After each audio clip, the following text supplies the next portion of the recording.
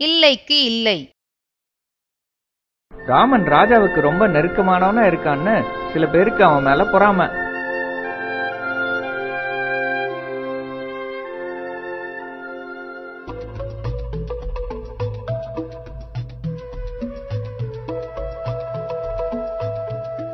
வா ராமா வா, எப்படி இருக்க?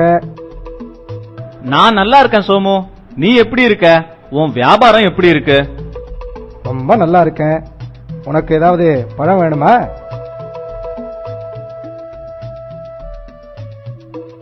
ஆமா, இந்த பழங்கள்லாம் ரொம்ப அருமையா இருக்கு. இந்த வாழைப்பழங்களை எடுத்துக்கலாமா? அதனால என்ன, எடுத்துக்கோயேன். இந்த பழம் நல்ல ருசியா இருக்கும். ரொம்ப நன்றி சோமு. சரி, பழம் என்ன விலை? வேலையா? இந்த பழத்துக்கா? ஒண்ணும் இல்ல ராமா, நீ உனக்கு வேணுங்கிறத எடுத்துக்கோ. ராமன் ரொம்ப சந்தோஷப்பட்டான். சில பழங்களை எடுத்து சாப்பிட்டான்.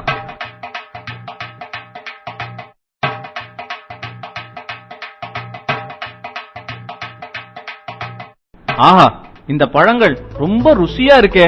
சரி, நான் போயிட்டு வரேன். கொஞ்சம் இரு ராமா, நீ இன்னும் இந்த பழத்துக்கான விலையே தரலையே. விலையா? நீதான் ஒண்ணும் இல்லைன்னு சொன்ன.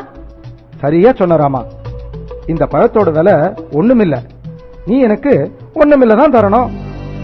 சோமு தன்னை ஏமாத்த நினைக்கிறான்னு ராமன் புரிஞ்சுக்கிட்டான். ஒரு நிமிஷம் யோசிச்சுட்டு தன்னோட காலி பையை எடுத்தான்.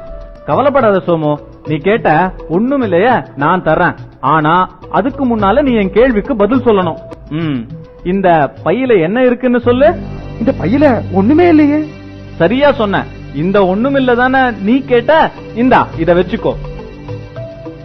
சோமு தன் முட்டாள்தனத்தை நினைச்சு வெக்கப்பட்டு தலை குனிஞ்சான்.